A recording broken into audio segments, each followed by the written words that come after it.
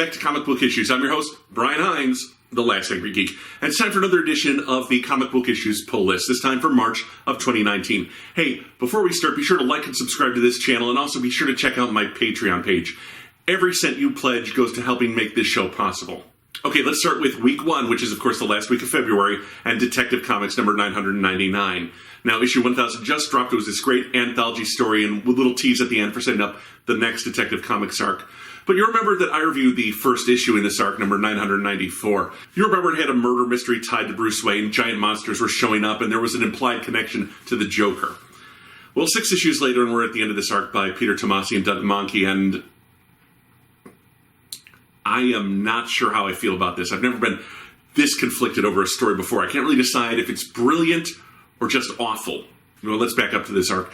Having saved a bunch of his old teachers, the men who trained him in the skills that he uses as Batman, from more of those monsters, he's found that Hugo Strange was not behind these attacks, since they seem to be personally directed at Bruce Wayne and not Batman. He's confronted by the mastermind, a young Bruce Wayne, at the end of the last issue. We learned that it isn't so much a mystery story with monsters, but a psychological examination of what makes Bruce Batman. Or rather, the prices he's had to pay to be Batman. On the one hand, it's clever, really clever, and I didn't see it coming. On the other hand, I didn't see it coming because it's not the story I was sold on when this began in the first issue.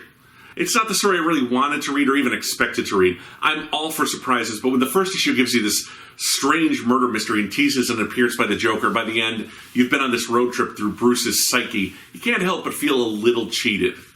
The best analysis I can offer is that it's a palate cleanser.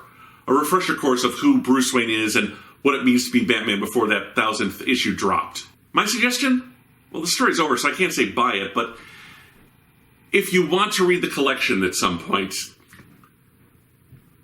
Look, I'm sorry, gang, I'm torn here. It's a good story, no question, great art, but it's not the story I wanted to read.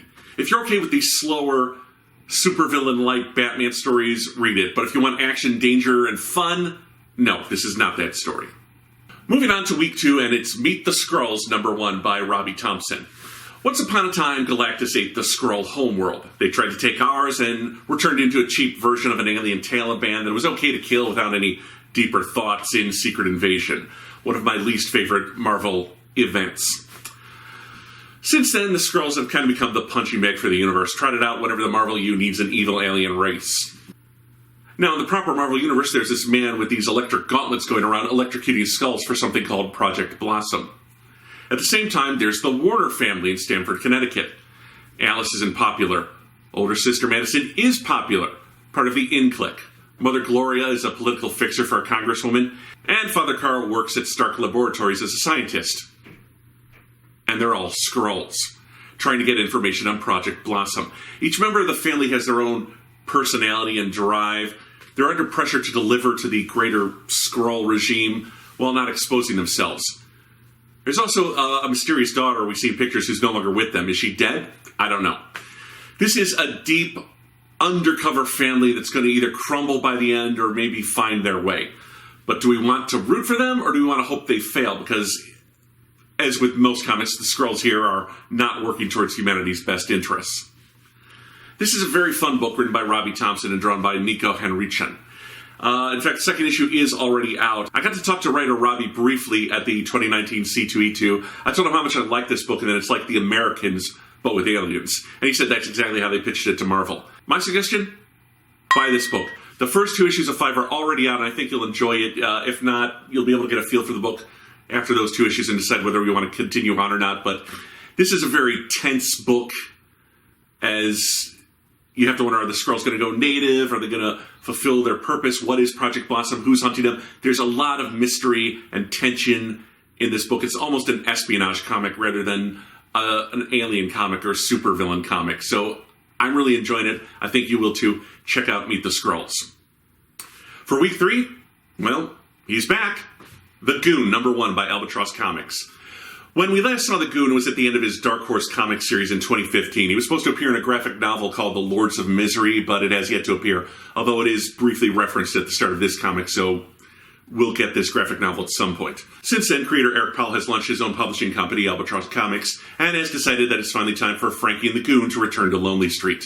But when this duo return, they find that without their stabilizing presence, the gangs and zombie hordes have once again overtaken this small, dockside, swamp-ridden, festering town. It's good to be home. In the course of the first issue, the boys reunite with some of their old friends, go looking for a new place to live with an evil realtor who only represents cursed and haunted properties, and get into a fistfight with a giant ghoul gang leader. Eric Powell hasn't missed a beat. The book is as funny as it ever was. The dark humor's there, the sludge-covered palette, the mix of painted and penciled art. Powell is great at drawing terrifying monsters, beautiful woman. Everyone else looks like they're out of an old Popeye cartoon. The Goon is as good as it ever was. My suggestion, buy this book. If you're new to The Goon, this is a great opportunity to get in on the ground floor of Powell's latest run. If you're an old school fan, the title is just as good as it ever was. Enjoy, you filthy mugs. And finally, for week 4, it's Lazarus Risen, #1. Not unlike the Goon, Lazarus from Image Comics is also back after a bit of a hiatus. The monthly series took a break while a series of fill-in artists worked with writer Greg Rucka on the X plus 66 miniseries, before the regular series came back for 2 final issues before another break. We return in this issue to the Carlisle family and their Lazarus Forever. They're still at war with the other corporate families controlling the Earth. Forever is working in secret with her sister Joanna to gain some measure of control over her own destiny, even as we delve further into the cloning program that supplies multiple Forever Carlisles to be the family's champion, or Lazarus. With this issue, we finally get some insight into Carlisle's daughter Bethany, her strained marriage, and what effect running the cloning program has had on her and her strained relationship with the various Forevers. There's also more world building as we get some of the military action the book is excellent at, and hints that things are going to get worse before they get better. Lazarus Risen is now a quarterly book selling for $8. You get about 44 pages of story and art from Greg Rucka and Michael Lark. It also has supplementary material, fiction set in the Lazarus universe, and an excerpt from the upcoming Green Ronin Publishing Lazarus role-playing game. My suggestion? Okay, I'm going to admit I'm biased. I devour this book whenever I get my hands on it.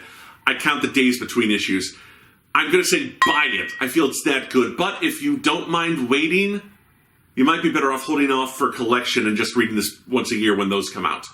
But I do feel this is worth every cent of those $8 every 3 months. So listen to me and buy it. Okay, that was March. I'll see you back here for April. Thank you for joining me, my friends. Again, this has been the Comic Book Issues Pull List, and I'm your host, Brian Heinz, the Last Angry Geek.